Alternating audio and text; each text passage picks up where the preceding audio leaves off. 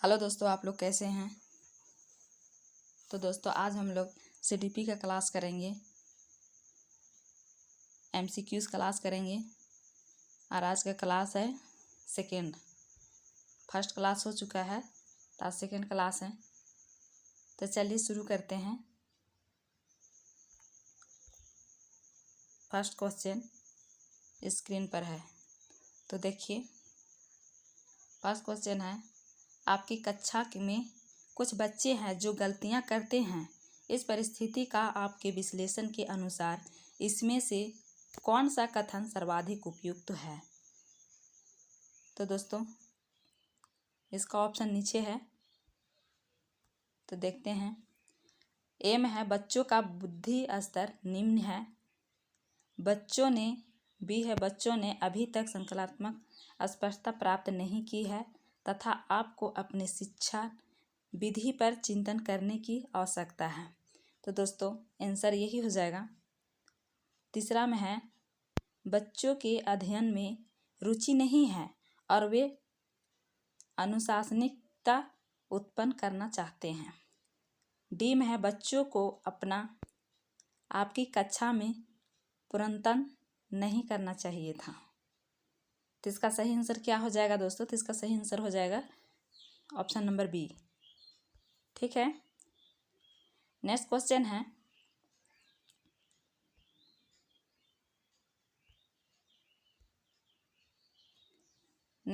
है, कक्षा परीक्षणों में अच्छा प्रदर्शन करने में एक बच्चे की असफलता हमें इस विश्वास की तरफ ले जाती है। मतलब किस विश्वास की तरफ ले जाती है जो एक बच्चा असफलता होती है, मतलब असफल होती है।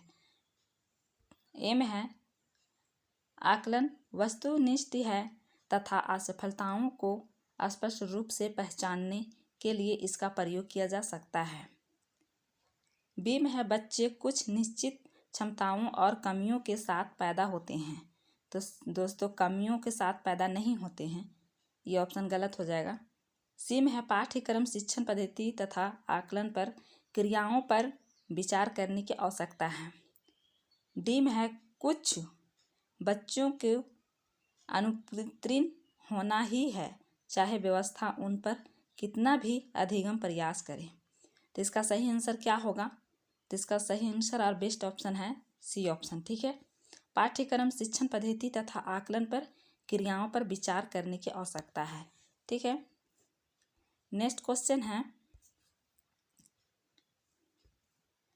एक अध्यापिका यह सुनिश्चित करना चाहती है कि उसके विद्यार्थी आंतरिक रूप से प्रेरित है। इस संदर्भ में वह क्या करेगी। तो दोस्तों ए है सभी बच्चों के लिए उपलब्धि के एक समान मानकों को उल्लिखित करना। बी है इस प्रकार की अधिगम गतिविधियों की योजना बनाना जो अभिसारी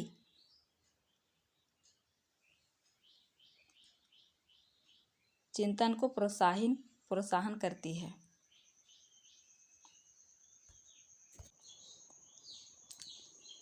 तीसरा है अंतिम परिणाम पर ध्यान देने के बजाय व्यक्तिगत रूप से बच्चों की अधिगम की प्रक्रियाओं पर ध्यान देना। डी है वस्तु रूप से पुरस्कार प्रस्तुत करना। तो पुरस्कार बार बार बच्चों को नहीं दिया जाता है, पुरस्कार देने से बच्चे बिगड़ भी सकते हैं। तो यहाँ पर बेस्ट ऑप्शन हो जाएगा सी ऑप्शन। अंतिम परिणाम पर ध्यान देने के बजाय व्यक्तिगत रूप से क्या करेंगे, बच्चों को अधिगम की प्रक्रियाओं पर ध्यान देना। ठीक है। नेक्स्ट है, निम्नलिखित में से कौन सा कथन सबसे बेहतर ढंग से वर्णन करता है कि कक्षा में बच्चों को प्रश्न पूछने के लिए क्यों प्रोत्साहित करना चाहिए। तो क्यों करना चाहिए। तो ए है प्रश्न बच्चों की जिज्ञासा को बढ़ाते हैं।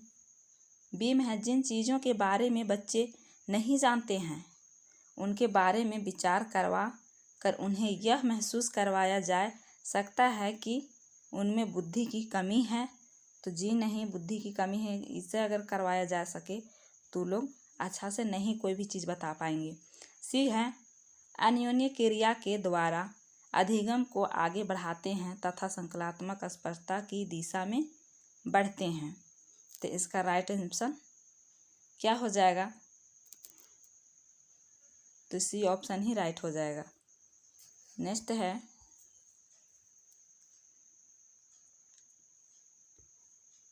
इनमें से कौन सी अधिगम आवश्यकता वाले बच्चे की एक विशेषता है? अधिगम आवश्यकता वाले बच्चे, ए है 50 से नीचे की बुद्धि लब्धि, बी है धारा प्रवाह रूप से बढ़ने तथा शब्दों पर पलट कर जाने में कठिनाई, मतलब शब्द को पलट नहीं पाते हैं। ठीक है, तो इसका ऑप्शन यही सही हो जाएगा, बी ऑप्शन। सी में कह रहा है अन्य बच्चों को धमकाना। दोस्तों ये धमकाना बच्चों को धमकाना तो है ही नहीं। एक ही प्रकार की गत्यात्मक क्रिया को बार बार भी नहीं दोहराना है। तो इसका सही आंसर हो जाएगा बी ऑप्शन। नेक्स्ट क्वेश्चन है निम्नलिखित में से कौन सी आकलन पद्धति विद्यार्थियों की सर्वोत्तम समाप्त को पोषित करती है? समाज, यहाँ पर समाज होगा दोस्तों, तो ये गड़बड़ हो गया है। समाज नहीं, ये क्षमता है। ठीक है, फर्स्ट ऑप्शन है जब विद्यार्थी को बहुविकल्पिक प्रश्नों के माध्यम से किए गए परीक्षण के रूप में तथ्यों को दोहराने की आवश्यकता। बी में है जब परीक्षा के अंकों और विद्यार्थी की योग्यता के बीच सकारात्मक सहसंबंध पर बल दिया जाता है।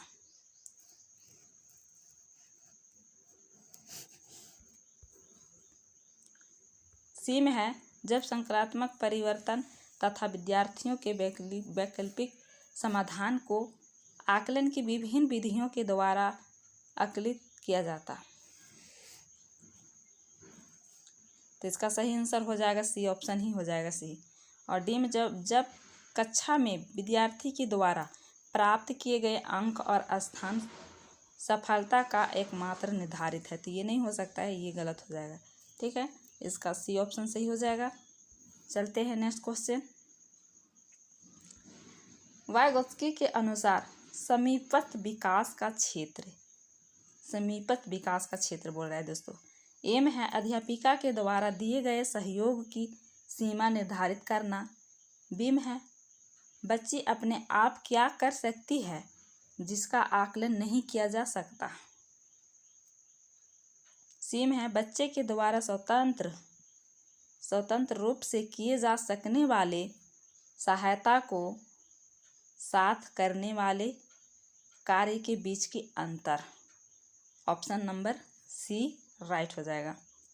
डी है बच्चे को अपना समर्थन प्राप्त करने के लिए उपलब्ध कराई गई सहयोग की मात्रा एवं प्रकृति। ये भी नहीं होगा दोस्तों, इसमें होगा स्वयं सहायता के करने के कार्य के बीच के अंतर को क्या बोलते हैं? समीपस्थ विकास बोलते हैं। ठीक है, तो सी ऑप्शन राइट हो जाएगा।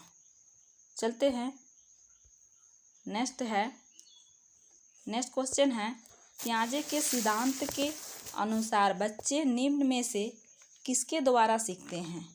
तो दोस्तों किसके द्वारा सीखते हैं?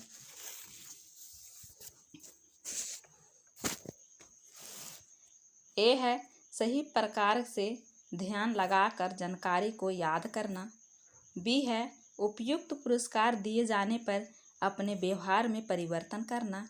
सी है समाज के अधिक योग्य सदस्यों के द्वारा उपलब्ध कराए गए सहारे के आधार पर। डी है अनुकूलन की प्रक्रियाएं। तो ये पियाजे से संबंधित है क्वेश्चन, तो इसका आंसर क्या हो जाएगा? तो इसका आंसर हो जाएगा डी ऑप्शन, अनुकूलन की प्रक्रियाएं। ठीक है, क्या हो जाएगा?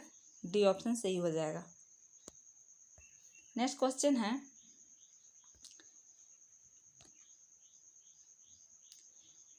पियाजे अनुमोदन करते हैं कि पूर्व संक्रियात्मक बच्चे याद रखने में असमर्थ होते हैं। निम्नलिखित कारकों में से किसको उन्होंने इस असमर्थक के लिए जिम्मेदार ठहराया, मतलब किसके असमर्थक के लिए जिम्मेदार ठहराया है। तो दोस्तों किसके ठहराया, तो ए में है परिकल्पित निगमनात्मक तार्किकता की अयोग्यता, बी में है उच्च स्तर की अमूर्त तार्किकता की कमी, सी में है व्यक्तिगत विकल्पी कथा, डी में है विचार की अनुक्रमणीयता पलट ना सके। तो क्या होगा, पूर्व संक्रियात्मक अवस्था में पलट ना सके, यही सही होगा। जैसे कि मान लिया जाए ये 2 और 3 कितना होगा, 5 होगा, इसको तो बच्चा जान जाएंगे। लेकिन अगर इसी को 3 और 2 करके जोड़ेंगे तो उसको बच्चा नहीं पलट पाएंगे, इसका अंतर को लोग नहीं समझ पाएंगे। तो ये क्या हुआ, पूर्व संक्रियात्मक अवस्था में ये होता है, तो इसीलिए इसका डी ऑप्शन ही सही हो जाएगा। ठीक है, चलते हैं नेक्स्ट क्वेश्चन। नेक्स्ट क्वेश्चन है समाजीकरण एक प्रक्रिया है। क्या है, समाजीकरण एक प्रक्रिया है। ए है मूल्य विश्वास है तथा अपेक्षाओं को अर्जित करने की, बी है मित्रों के साथ सामाजिक बनने की, सी है घुलने मिलने तथा समायोजन की, डी है एक समाज के संस्कृति की आलोचना करना सीखने की। तो इसका सही आंसर क्या हो जाएगा दोस्तों, तो इसका सही आंसर हो जाएगा फर्स्ट ऑप्शन, ए ऑप्शन। ठीक है, मूल्यों विश्वास है या अपेक्षाओं को अर्जित करने की। ठीक है, नेक्स्ट क्वेश्चन है अनुसंधान के पता चला है कि विद्यालयों में अनेक स्तरों पर क्या है, विभेदीकरण पाया जाता है। उच्च प्राथमिक स्तर पर इनमें से कौन सा विभेदीकरण का एक उदाहरण है, मतलब विभेदीकरण का उदाहरण पूछ रहे हैं यहाँ पर, तो कौन है। तो ए में है बहुत से अध्यापक पढ़ाने के लिए केवल व्याख्यान विधि का प्रयोग करते हैं, मतलब उदाहरण नहीं है बोल रहे हैं दोस्तों, तो ध्यान रखिएगा इस नहीं को। ठीक है, तो नहीं है तो ये ए ऑप्शन ही सही हो जाएगा। ठीक है, बी में है अध्यापकों के निम्न सामाजिक आर्थिक परिवेश में आए बच्चों से बहुत कम अपेक्षाएं होती है, सी में है माध्यम भोजन के दौरान दलित बच्चों के अलग बैठाया जाता है, लड़कियों को गणित तथा विज्ञान विषयों को लेने के लिए प्रोत्साहित नहीं किया जाता। तो मतलब नहीं है, तो नहीं मतलब यही हुआ बहुत से अध्यापक पढ़ने के लिए केवल व्याख्या विधि का प्रयोग करते हैं, तो ए ऑप्शन सही हो जाएगा। ठीक है, चलते हैं नेक्स्ट क्वेश्चन।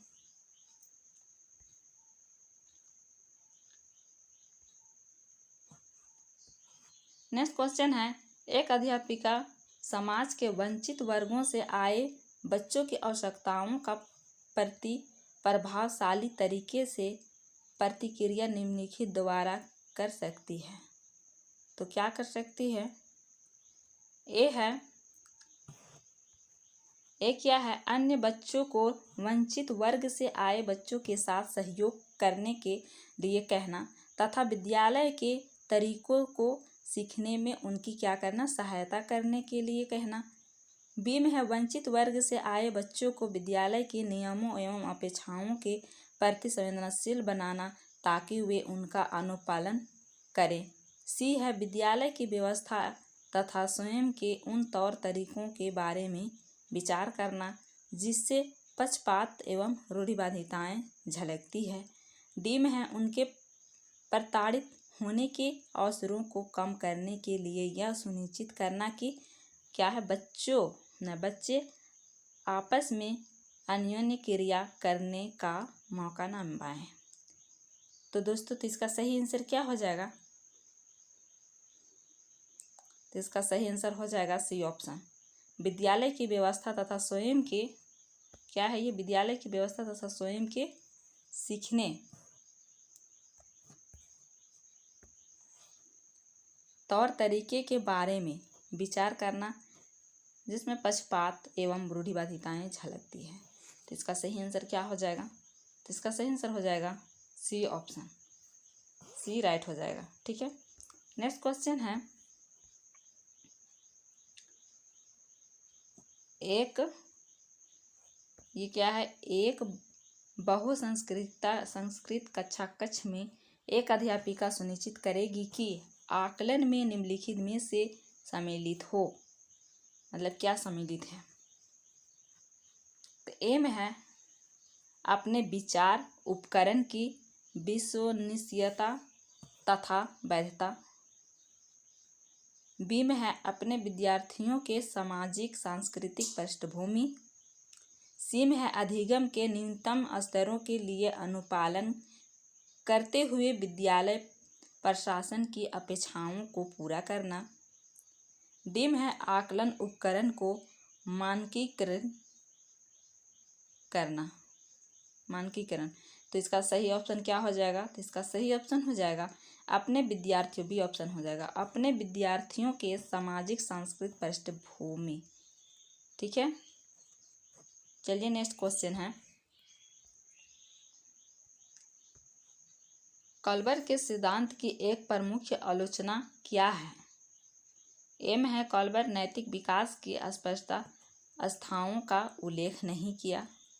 बी में है कल्बर ने बिना किसी अनुभूति मूलक आधार के सिद्धांत प्रस्तुत किया। सी में है कल्बर प्रस्ताव किया कि नैतिकता का विकासात्मक है। डी में है कल्बर ने पुरुषों एवं महिलाओं की नैतिक तर्कता में संस्कृति विविधताओं को महत्व नहीं दिया है। तो दोस्तों इसका आंसर सही क्या हो जाएगा, तो इसका आंसर सही हो जाएगा डी ऑप्शन। कल्बर ने क्या किया है, महिलाओं को वैल्यू नहीं दिया है, पुरुषों की तुलना में इसको कम समझा है। ठीक है, तो इसका आंसर क्या हो जाएगा, तो इसका आंसर हो जाएगा डी ऑप्शन। ठीक है, चलते हैं नेक्स्ट क्वेश्चन है, निम्नलिखित कथनों में से कौन सा वाइगोत्स्की के द्वारा प्रस्तावित विकास तथा अधिगम के बीच संबंध का सर्वश्रेष्ठ रूप से सार प्रस्तुत करता है। तो दोस्तों वाइगोत्स्की, ए है विकास अधिगम से सावधानी है। बी है अधिगम एवं विकास समांतर प्रक्रियाएं हैं। सी है विकास प्रक्रिया अधिगम प्रक्रिया से पीछे रह जाती है। डी है विकास अधिगम का समानार्थक है। तो इसका सही आंसर क्या हो जाएगा, तो इसका सही आंसर हो जाएगा सी ऑप्शन, विकास प्रक्रिया से क्या है, अधिगम प्रक्रिया से पीछे रह जाती है। अगर विकास ज़्यादा नहीं भी हो रहा है लेकिन अधिगम अगर अच्छा माहौल मिला तो मिलना शुरू हो जाएगा। ठीक है, तो इसीलिए क्या होगा, सी ऑप्शन राइट हो जाएगा। तो चलते हैं नेक्स्ट क्वेश्चन है, किस प्रकार से एक अध्यापिका बच्चों को बेहतर समस्या समाधानकर्ता बनाने में सहायता कर सकती है। मतलब समस्या समाधान को हल करने में उसको सहायता कर सकती है। तो कैसे कर सकती है, ए है बच्चों को विविध प्रकार की समस्याओं का समाधान करने के मौके देना तथा उनका हल करते समय सहयोग देना। तो क्या है दोस्तों, तो इसका आंसर तो यही हो जाएगा, लेकिन नेक्स्ट भी देखते हैं। ठीक है, बी में है समस्याओं का समाधान करने के लिए वस्तु रूप में पुरस्कार देना। तो पुरस्कार तो बच्चों को देना ही नहीं है, वरना जितना देर तक वो पुरस्कार के लिए करेगा, फिर अगर पुरस्कार देना बंद कर देंगे तो वो ध्यान नहीं देगा। सी में है बच्चों को पाठ्य पुस्तक में समस्याओं का उत्तर देने के लिए प्रोत्साहित करना। तो सिर्फ पाठ्य पुस्तक भर के लिए उसको तैयार नहीं करना है। डी में है विद्यार्थियों के सामने प्रस्तुत सभी समस्याओं का सही समाधान उपलब्ध कराना। नेक्स्ट क्वेश्चन है,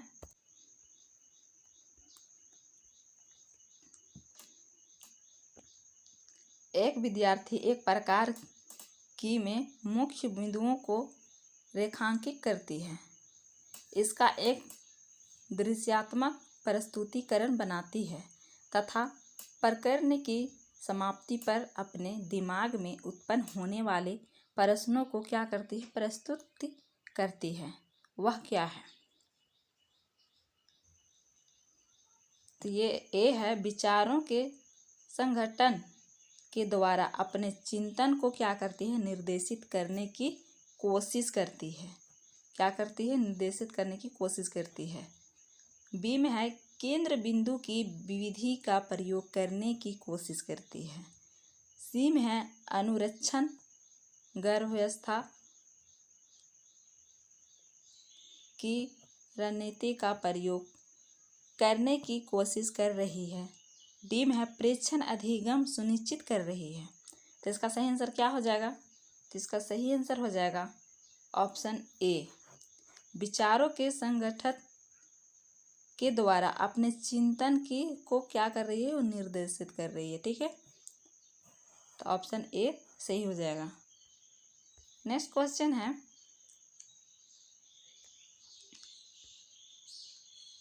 एक शिक्षार्थी केंद्र, दोस्तों ये कक्षा कच है, इसमें कच्चा कच लिखा गया है, सॉरी इसके लिए। ये कक्षा कच है, ठीक है। अध्यापिका करेगी, मतलब एक शिक्षक कक्षा कक्ष में अध्यापिका क्या करेगी।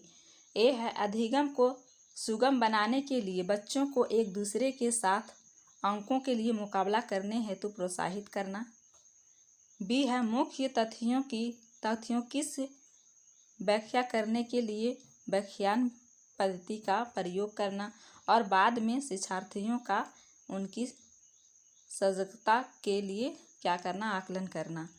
सी है, वह अपने विद्यार्थियों से जिस प्रकार की अपेक्षा करती है उसे प्रदर्शित करना और तब बच्चों को वैसा करने के लिए दिशा निर्देश देना। डी में है,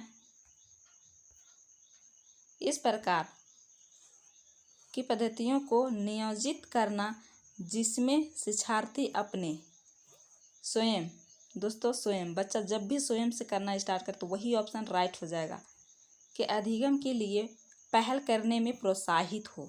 मतलब स्वयं, मतलब वो अधिगम के पहल कर रहे हैं तो वही ऑप्शन सही हो जाएगा, डी ऑप्शन राइट हो जाएगा। नेक्स्ट क्वेश्चन है, इस पर अत्यधिक वाद विवाद होता है कि वह लड़कों एवं लड़कियों में योग्यताओं का विशिष्ट समूह उनके आनुवंशिक घटकों के कारण होता है। इस संदर्भ में निम्नलिखित में से आप सबसे अधिक किससे सहमत है? तो मतलब किससे सहमत है? तो दोस्तों इसका ऑप्शन नीचे है, तो किससे सहमत है? ए है, लड़कियों को सेवा भाव के लिए सामाजिक रूप से तैयार किया जाता है जबकि लड़कों को रोने जैसा संवेग प्रदर्शित करने के लिए प्रोत्साहित किया जाता है। तो दोस्तों यही ऑप्शन क्या होगा, सही हो जाएगा। लेकिन बी में है, क्या लड़की सेवा भाव वाले नहीं हो सकते हैं क्योंकि वह जन्म से इस प्रकार के होते हैं। तो ऐसा नहीं होता है दोस्तों, ठीक है। सी में है, यौनारथम के बाद लड़के और लड़कियां एक साथ नहीं खेल सकते क्योंकि उनकी अभिरुचियां पूर्णतया विपरीत होती है। डी में है, सभी लड़कियों के कला विषयों के लिए अंतर्निहित प्रतिभा होती है जबकि लड़के आक्रामक खेलों में क्या होते हैं, बेहतर प्रदर्शन होते हैं। ये आनुवंशिक रूप से तैयार होते हैं, ठीक है। तो इसका सही ऑप्शन क्या हो जाएगा? तो इसका सही ऑप्शन ए हो जाएगा।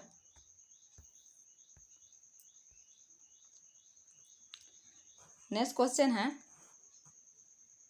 गार्डनर के बहुबुद्धि सिद्धांत के अनुसार वह कारक जो व्यक्ति के आत्मबोध हेतु सर्वाधिक योगदान देगा वह हो सकता है। क्या हो सकता है? ए में है संगीतमय, बी में है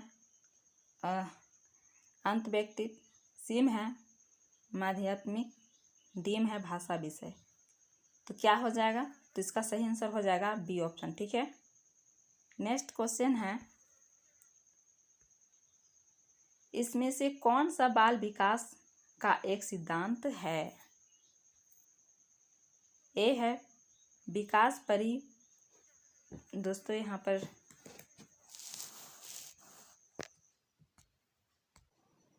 पर टाइपिंग मिस्टेक है दोस्तों, परिपक्व होगा। ठीक है, परिपक्वन तथा अनुभव के बीच अन्योन्य क्रिया की वजह से घटित होता है। विकास प्रत्येक बच्चे की गति का सही ढंग से अनुमान लगा सकता है। सी है अनुभव विकास का एकमात्र निर्धारक है। डी है विकास प्रबलन तथा दंड के द्वारा सुनिश्चित किया जाता है। तो इसका सही आंसर क्या हो जाएगा, तो इसका सही आंसर हो जाएगा ए ऑप्शन। ठीक है, नेक्स्ट है वाइगोत्स्की तथा पियाजे के परिप्रेक्ष्यों में एक प्रमुख विभिन्नता है। तो इसका विभिन्नता क्या है, मतलब ये विभिन्नता है, ये हाँ अलग से लग गया है। ठीक है, तो ये टाइपिंग मिस्टेक है। ए है व्यवहारवादी सिद्धांतों की उनकी आलोचना। बी है ज्ञान के सक्रिय निर्माताओं के रूप में बच्चों की संकल्पना। सी है बच्चों को एक पालन पोषण का परिवेश उपलब्ध कराने की भूमिका। और डी में क्या है, तो डी में है भाषा एवं चिंतन के बारे में उनके दृष्टिकोण।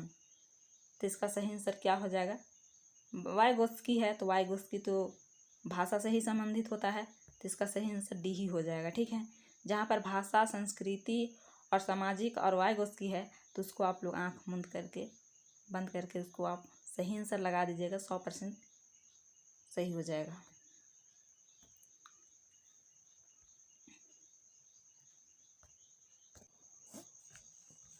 नेक्स्ट क्वेश्चन है, प्रकृति पालन पोषण वाद विवाद के संदर्भ में निम्नलिखित कथनों में से कौन सा आपको उपयुक्त प्रतीत होता है। तो दोस्तों कौन सा होता है, तो ए है एक बच्चा एक खाली स्लेट के समान होता है जिसका चरित्र परिवेश के द्वारा किसी भी आकार में ढाला जा सकता है। तो बच्चा कभी भी खाली स्लेट की तरह नहीं होते हैं दोस्तों। यहाँ पर टाइपिंग मिस्टेक है। ठीक है, खाली स्लेट यहाँ पर लिखा आएगा।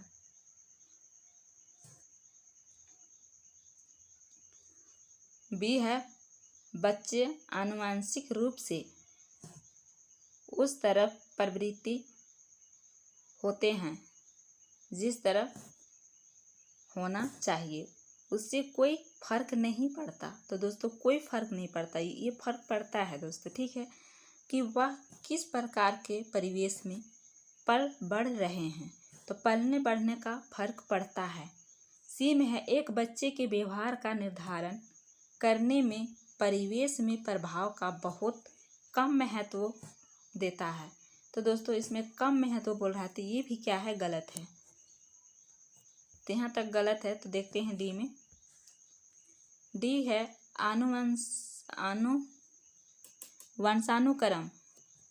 वंशानुक्रम तथा परिवेश अभिन्न रूप से एक दूसरे से क्या है, गूथे हुए हैं। मतलब एक दूसरे से संबंध है उन लोगों को, दोनों विकास को प्रभावित करते हैं। मतलब दोनों को वंशानुक्रम या परिवेश दोनों एक दूसरे से क्या है, जोड़ा हुआ है। ठीक है, तो इसका आंसर क्या हो जाएगा, तो इसका आंसर हो जाएगा डी ऑप्शन। ठीक है, डी ऑप्शन राइट हो जाएगा। नेक्स्ट क्वेश्चन है, निम्नलिखित कथनों में से आप किससे सहमत है दोस्तों। तो फर्स्ट है अधिगम पूर्ण रूप से बाह्य उद्दीपन के द्वारा नियंत्रित होता है। बी है अधिगम एक सामाजिक सांस्कृतिक परिवेश में घटित होते हैं। क्या होते हैं दोस्तों, सामाजिक सांस्कृतिक परिवेश में क्या होते हैं, घटित होते हैं। सी है अधिगम तब तक घटित नहीं हो सकता जब तक कि उसका अंकों के रूप में बाह्य रूप से आकलन नहीं कर लिया जाता है। डी है अधिगम केवल आ गया, इससे आगे तो जाना ही नहीं है। तो इसका सही आंसर क्या हो जाएगा? तो इसका सही आंसर हो जाएगा बी ऑप्शन। ठीक है, नेक्स्ट क्वेश्चन है, समावेशी शिक्षा के पीछे मूलाधार यह है कि, क्या है मूलाधार? ए है समाज में विभिन्नता है और विद्यालयों को इस विभिन्नता को प्रति संवेदनशील होने के लिए समावेशी होने की आवश्यकता है। यही सही हो जाएगा ऑप्शन। बी है प्रत्येक बच्चे की निष्पादन के लिए मानक एक समान तथा मानकीकृत होनी चाहिए। ये मानकीकृत आ गया, इसको नेगेटिव शब्द है, इसको नहीं पढ़ना चाहिए। और ये क्या है? सी में है हम विशेष आवश्यकता वाले बच्चों को ऊपर दया करते हैं। तो दया आवश्यकता है और सुविधाओं तक उनकी पहुंच होनी चाहिए। डी में है विशेष आवश्यकता वाले बच्चों के लिए अलग विद्यालयों की व्यवस्था करना, क्या करना होता है? व्यवस्था करना प्रभावी नहीं है। तो ये लागत प्रभावी नहीं है, तो ये गलत हो जाएगा। तो दोस्तों उसका ए सबसे पहले जो देखें हम लोग, ए ऑप्शन वही राइट था। तो चलो देखते हैं नेक्स्ट क्वेश्चन। नेक्स्ट क्वेश्चन है, यहाँ पर एक मिस्टेक हो गया है, नहीं टाइपिंग हुआ है। एक प्राथमिक विद्यालय के संरचनात्मक कक्षा कक्ष में अपने स्वयं के आकलन में विद्यार्थियों की भूमिका में निम्नलिखित में से क्या देखा जाएगा?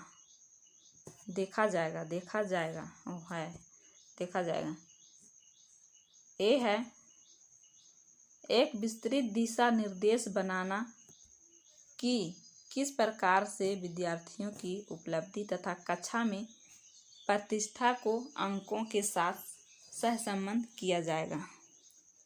बी है शिक्षण अधिगम में आकलन की भूमिका को नकारना। सी है विद्यार्थी अपने आकलन के एकमात्र निर्धारक होंगे। डी है विद्यार्थियों अध्यापक के साथ आकलन के लिए योजना बनाएंगे। तो इसका सही क्या हो जाएगा दोस्तों? तो इसका सही ऑप्शन डी हो जाएगा। ठीक है, नेक्स्ट क्वेश्चन है, निम्नलिखित में से कौन सा तरीका अध्यापिका के द्वारा एक सृजनात्मक बच्चे की पहचान करने के लिए सर्वाधिक उपयुक्त होगा? क्या बोल रहे हैं? सृजनात्मक बच्चे को पहचान करने की क्या सर्वोत्तम उपयुक्त होगा? एम है यह अवलोकन करना कि बच्ची महसूस नहीं, समूह है दोस्तों यहाँ पर। ठीक है, समूह है, ये टाइपिंग मिस्टेक है। ठीक है, समूह कार्यों में साथियों के साथ किस प्रकार से प्रतिक्रिया करती है। बी में है बच्चे का विस्तृत रूप से अवलोकन करना, विशेष रूप से उस समय जब वह समस्याओं का हल करती है। सी है मानकीकृत बुद्धि परिजनों को देना। डी है वस्तुनिष्ठ प्रकार के परीक्षणों को देना। तो दोस्तों यहाँ पर सृजनात्मक को पहचानने के लिए बोल रहा है, तो सृजनात्मक को पहचानने के लिए सबसे बेस्ट ऑप्शन हो जाएगा बी ऑप्शन। बच्चे का विस्तृत रूप से अवलोकन करना, विशेष रूप से उस समय जब वह क्या करता है, समस्याओं का हल करती है। ठीक है, तो इसीलिए इसका सही ऑप्शन हो जाएगा बी ऑप्शन। ठीक है, चलिए नेक्स्ट क्वेश्चन है। नेक्स्ट क्वेश्चन है उच्च प्राथमिक स्तर। ये क्या है? उच्च प्राथमिक स्तर विद्यालय की गणित अध्यापिका के रूप में आप विश्वास करती है कि, आप क्या विश्वास करती हैं? ए है विद्यार्थियों की गलतियां उनके चिंतन में अंतर्दृष्टियां उपलब्ध कराती है। बी है विद्यार्थियों को कार्यविधि, क्या है ये? कार्यविधि ज्ञान है दोस्तों, इसमें टाइपिंग है मिस्टेक, को जानने की आवश्यकता होती है, चाहे वह संकलनात्मक आधार नहीं समझते। तो इसका सही आंसर हो जाएगा ए ऑप्शन। ठीक है,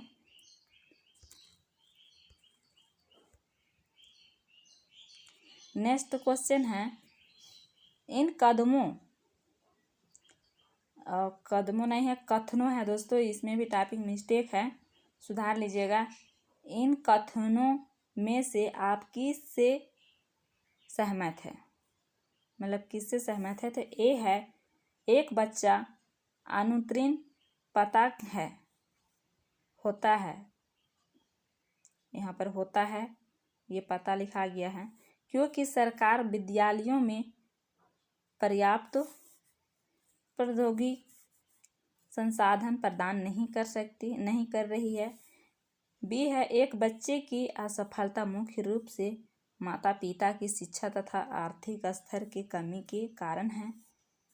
सी है, एक बच्चे की असफलता के लिए वंशानुक्रम भक्तों को प्रत्यक्ष रूप से जिम्मेदार ठहराया जा सकता है, जिससे उसने अपने माता पिता से अर्जित किया है।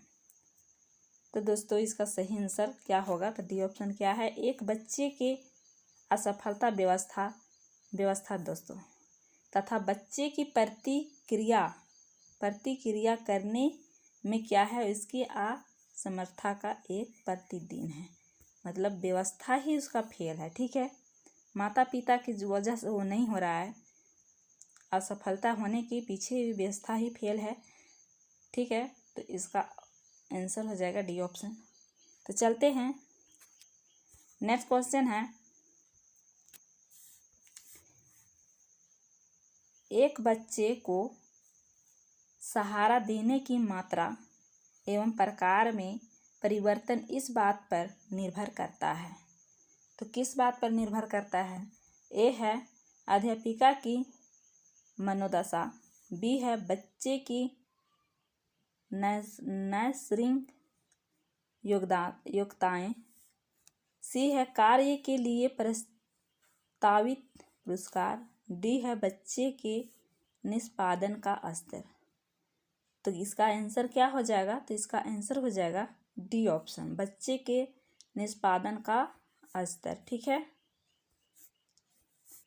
तो दोस्तों आज की वीडियो में इतना ही। अगर अच्छा लगा हो वीडियो तो लाइक शेयर और कमेंट करके ज़रूर बताइएगा और चैनल को सब्सक्राइब कर लीजिएगा। तो मिलते हैं नेक्स्ट वीडियो के साथ, तब तक के लिए टेक केयर एंड बाय।